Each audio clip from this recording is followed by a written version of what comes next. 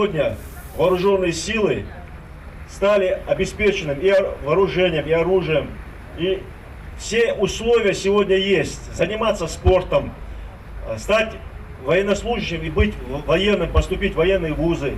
Ко дню призывника будущим защитникам Родины собравшиеся напоминают, они будущее страны, на которых возлагаются большие надежды. На мемориале памяти и славы уже демонстрируют свою дисциплинированность десятки парней, которые собрались ровным строем. Будущие бойцы, пока еще не в военной форме, на праздничном мероприятии получают свой адрес наставления и пожелания почетных гостей.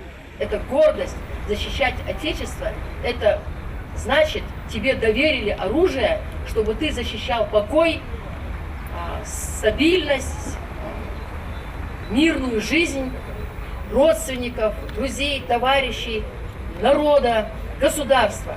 Сегодня у молодых ребят есть возможность лично пообщаться с людьми, которые военному делу посвятили не один десяток лет. Так военком республики Тимур Мистоев знает не понаслышке, что для подготовки к армейской службе прежде всего необходимы знания, дисциплина и физическая подготовка.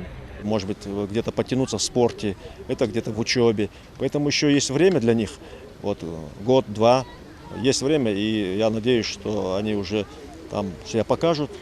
Потому что мы отправляем по всей России ребят, это начиная и от Северного Кавказа, кончая и Дальним Востоком, и Москва, и Калуга, и Оренбург. То есть диапазон очень большой, поэтому они будут представлять нашу маленькую республику. И хотелось бы, чтобы это было достойно, красиво.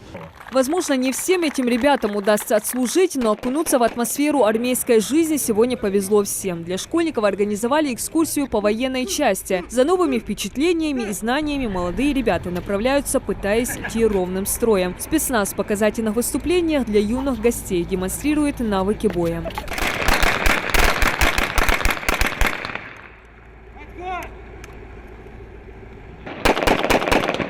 Автоматные очереди и недетские бои молодых ребят не пугают. Военно-патриотическое воспитание им прививают и родные, отцы и братья, которые уже побывали в армии. Большинство из ребят знакомы с армейскими историями и давно успели сделать для себя вывод – послужить Отечеству до каждого мужчины.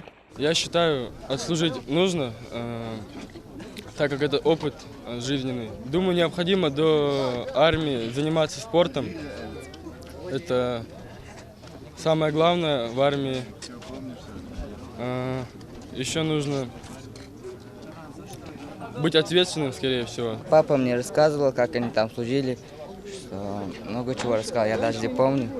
Брат у меня служил в армии 2 года. Они мне говорили, что каждый должен пойти в армию, это очень важно для человека.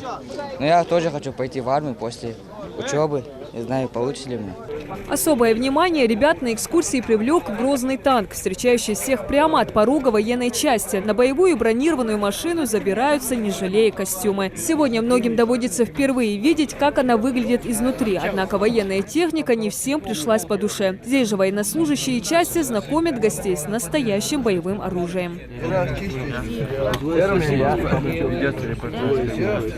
В общем, будущие призывники экскурсии в целом довольны и понимают, что стать солдатом далеко не просто, но это никак не отбивает их желание служить в вооруженных силах страны. Больше всего мне понравился спецназ и оружие, транспорт и УАЗик, это все мне не нравится. Каждый мужик, потому что он воин этой страны, он должен быть сильным и сильным с духом и не быть трусом.